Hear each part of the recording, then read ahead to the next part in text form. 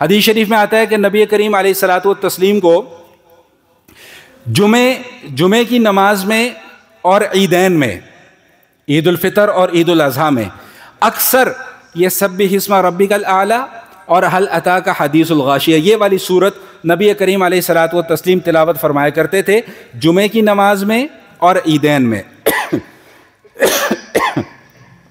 اور حضور علیہ الصلاۃ والسلام کو ان صورتوں سے بڑی محبت تھی، یہاں تک کہ ہم جب وطر نماز پڑھتے ہیں نا جی، وطر نماز، تو وطر نماز کی حدیث میں آتا ہے کہ پہلی رکعت میں نبی کریم علیہ الصلاۃ والتسلیم سبح اسم ربک الاعلیٰ والی صورت پڑھا کرتے تھے، دوسری رکعت میں قل یا ایھا الکافرون، اور تیسری رکعت میں قل ھو اللہ احد۔ تو کبھی کبھی اس سنت پر بھی عمل کر لینا چاہیے۔ میں نے اب یہ جو موضوع چھیڑا ہے یہ اس لیے چھیڑا کہ مجھے ایک بات یاد آ گئی۔ حضرت معاذ رضی اللہ تعالی عنہ، سیدنا معاذ رضی اللہ تعالی عنہ، ان کو حضور علیہ الصلاۃ والسلام نے ایک مسجد کا امام مقرر فرما دیا۔ اب جو شیلے تھے، جوان تھے، عشاء کی نماز ہے، عشاء کی نماز میں انہوں نے جب امامت کروانا شروع کی تو شروع کہاں سے کیا؟ الف لام میم ذالک الکتاب لا ریب فیہ ھدی للمتقین، سورہ بقرہ شروع کر دی۔ کون سی نماز میں؟ عشاء کی نماز میں۔ ایک صاحب پیچھے نماز پڑھ رہے تھے، وہ نماز توڑ کے سائڈ پہ ہو گئے۔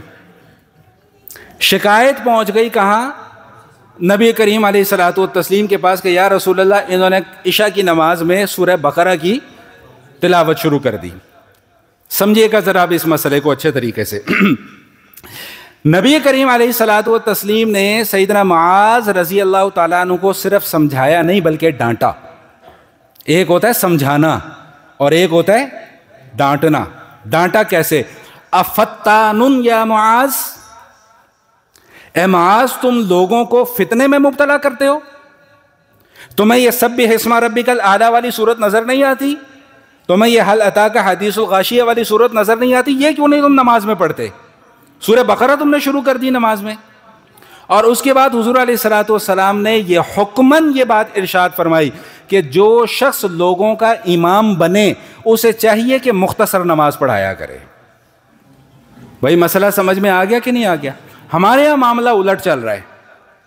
مولویوں کی روٹی نہیں ہضم ہوتی، ایک تو سپیکر کھولے بغیر ان کی روٹی ہضم نہیں ہوتی، ایک لمبی نماز پڑھائے بغیر ان کی روٹی ہضم نہیں ہوتی۔ ارے اللہ کے بندو، تم اپنی نماز جتنی مرضی لمبی جا کے پڑھو، لوگوں کا تو خیال کرو۔ میرے پہ کئی مرتبہ یہاں پر اعتراض ہوا، جو پرانے آنے والے ہیں وہ جانتے ہیں کہ میں بڑی مختصر سی نماز پڑھاتا ہوں الحمدللہ، اور میں مطمئن ہوں اس کے اوپر۔ کئی مرتبہ اعتراض ہوا، اے بھی کوئی نماز ہوندی ہے؟ سخت گرمیاں، جون جولائی کا موسم، میں نے جمعے کی نماز پڑھائی اور پہلی رکعت میں والعصر پڑھی، دوسری رکعت میں انا اعطیناک الکوثر والی پڑھی، 2-3 منٹ میں نماز مکمل ہو گئی۔ اب جب بات زبان سے نکلتی ہے تو بھائی وہ پرائی ہو جاتی ہے۔ باہر کچھ لوگوں نے اے بھی کوئی نماز ہوندی ہے، اے کوئی نماز ہوئی ہے پتہ؟ پہنچ گئی بات۔ میں نے کہا کوئی بات نہیں، 1-2 جمعے کے بعد ذرا پیار محبت سے ان کو سمجھانے کی کوشش کریں گے۔ پھر میں نے ان کو سمجھایا، میں نے کہا آپ لوگ کھڑے ہو، یہاں اندر 4-4 ٹن کے 2 اے سی لگے ہوئے، 2-2 ٹن کے 3 یہ اے سی لگے ہوئے، یہاں کھڑے ہوئے ہو، جو باہر اتنی شدید گرمی میں لوگ کھڑے ہوئے ان کا کیا قصور ہے؟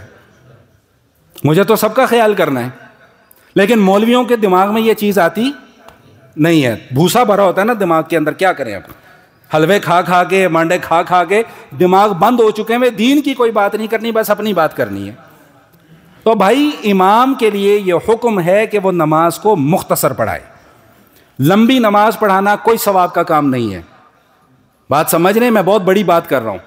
لمبی نماز پڑھانا کوئی ثواب کا کام نہیں ہے۔ حضور علیہ الصلوۃ والسلام کی حدیث ہے، بڑی واضح حدیث ارشاد فرما دی ہے۔ ارشاد فرمایا کہ بھائی جو شخص لوگوں کا امام ہو اسے چاہیے کہ لوگوں کو مختصر نماز پڑھائے۔ ہاں، اپنی نماز جتنی مرضی لمبی پڑھے، بھائی نفل پڑھ لو، بعد میں پورا پارا پڑھ لو، 2 پارے پڑھ لو، 4 پارے پڑھ لو، 6 پارے پڑھ لو، تمہیں کس نے روکا ہے؟ لیکن لوگوں کو مختصر نماز پڑھاؤ، لوگوں کو لمبی نماز نہ پڑھاؤ۔ اور اسی سے یہ مسئلہ بھی سمجھ لیجئے کہ یہ جو ہمارے ایک ٹرینڈ چل پڑا ہے نا لمبی لمبی اذانیں دینے کا، یہ بھی جائز نہیں ہے۔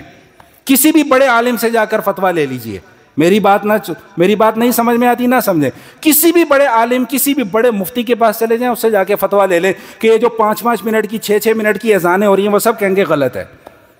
کیوں؟ اس کی وجہ بھی سمجھ لیں، اس کی وجہ بھی سمجھ لیں۔ دیکھیں اب میرے ساتھ چلیں ذرا، قرآن کریم اللہ تعالیٰ کی طرف سے نازل شدہ کیا ہے بھائی؟ بولیں بھائی، وحی ہے اللہ کی، بولیں بھائی، اب ساتھ ساتھ چلتے جائیں۔ قرآن کریم اللہ کی کیا ہے بھائی؟ وحی ہے۔ بالکل اسی طرح جو نبی پاک صلی اللہ علیہ وسلم کی احادیث ہے وہ بھی اللہ کی کیا ہیں؟ وحی ہے۔ دونوں میں فرق کیا ہے کہ قرآن کریم کی باقاعدہ تلاوت ہوتی ہے، حدیث کی اس انداز میں تلاوت، نماز میں ہم حدیث نہیں پڑھ سکتے، نماز میں قرآن ہی پڑھا جائے گا۔ اب یہ جو اذان جو ہے، اذان، یہ بھی ہمیں کہاں سے پتہ چل رہی ہے؟ حدیث سے پتہ چل رہی ہے، قرآن سے نہیں پتہ چل رہا۔ اور قرآن صرف عربی زبان میں نازل نہیں ہوا، قرآن تجوید کے ساتھ عربی زبان میں نازل ہوا ہے۔ ہم نے قرآن کو بھی پنجابی کی کوئی کتاب بنا لی ہے معذرت کے ساتھ، الحمدللہ رب العالمین، یہ قرآن نہیں ہے بھائی، یہ قرآن کے ساتھ مذاق ہے، نعوذ باللہ من ذالک۔